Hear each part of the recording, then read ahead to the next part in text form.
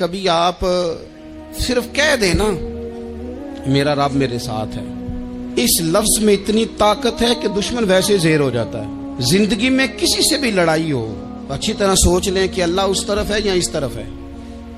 اگر آپ زیادتی پہ ہیں تو پھر رب مظلوم کی جانب ہے۔ اگر اللہ کی مدد آپ کے ساتھ ہے تو دنیا کی کوئی طاقت آپ کو گرا نہیں سکتی، اور اگر آپ مظلوم کے مقابلے میں ظالم بن کے آپ کھڑے ہو گئے ہیں اور آپ نے رویہ وہ اختیار کیا ہے کہ جس میں مدد نہیں آئے گی، تو پھر یاد رکھ لیں کہ آپ کوئی بھی ہیں، کہاں بھی ہیں، آپ کمزور ہیں۔ طاقتور تھے ابتدائے اسلام میں، ظاہری طاقت تھی کفار مکہ کے پاس، وہ ڈنڈوں سے مارتے تھے غریبوں کو، ان کے ہاتھوں میں ڈنڈے تھے، پر خدائی طاقت ان مظلوموں کے ساتھ تھی۔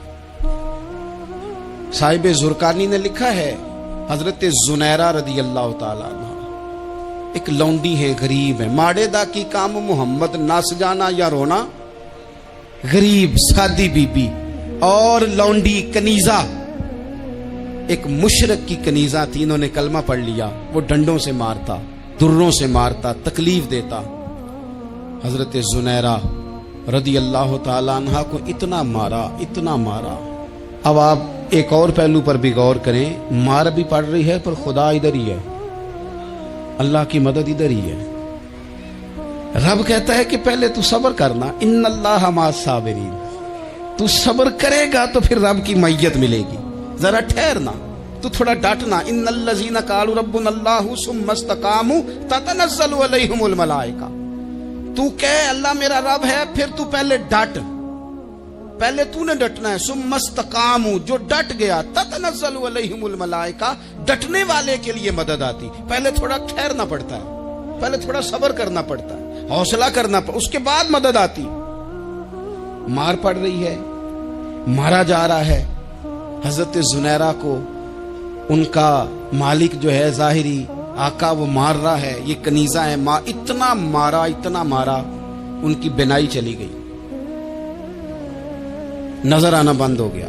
ابو جہل آیا اور کہنے لگا زنیرہ دیکھا نا ہمارے بت تیری آنکھیں لے گئے، معاذ اللہ، لات و منات ہمارے بتوں نے تجھے اندھا کر دیا۔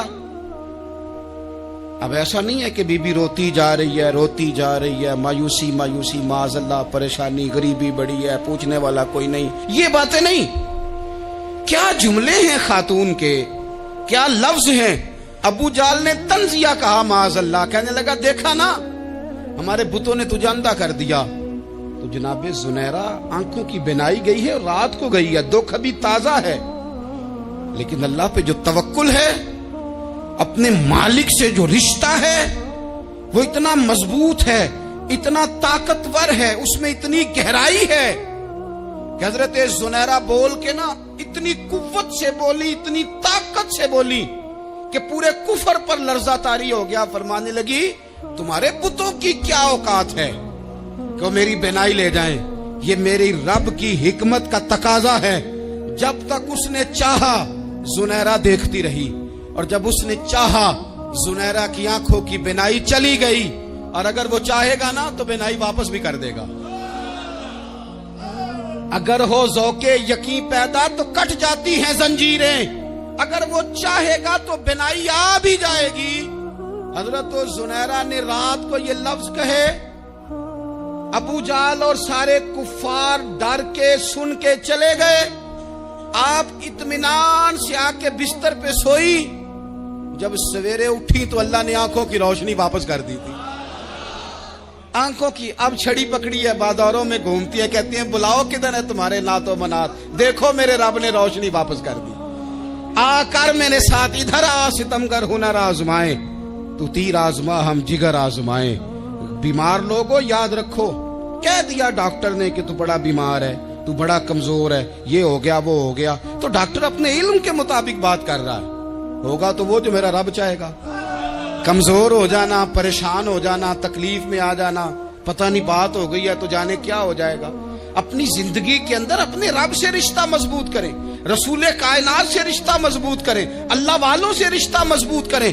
حضرت زنیرہ نے پیغام دیا کہ زندگی میں جو جینا چاہتے ہیں تو وہ رب کا نام لے کے جی سکتے ہیں۔ جو اپنی زندگی میں خوشیاں دیکھنا چاہتے ہیں تو رسول اللہ کے نام پر خوشیاں دیکھی جا سکتی ہیں. توکل کی بنیاد پر بندہ خوشیاں لے سکتا ہے. اور اگر انسان میں توکل نہیں ہے تو پھر وہ اس کالے جادو سے بھی ڈر رہا ہے, وہ نیلے سے بھی ڈر رہا ہے, وہ پیلے سے بھی ڈر رہا ہے, وہ فلانے سے بھی ڈر رہا ہے, وہ میرے خلاف فلانا رشتہ دار سازش کر رہا ہے تو ڈر رہا ہے, فلانا میرے بارے میں یہ کر رہا ہے تو ڈر رہا ہے, وہ پتہ نہیں دنیا ادھر ہو جائے گی تو کیا ہو جائے گا. اٹھ باندھ کمر کیوں ڈرتا ہے, پھر دیکھ خدا کیا کرتا ہے.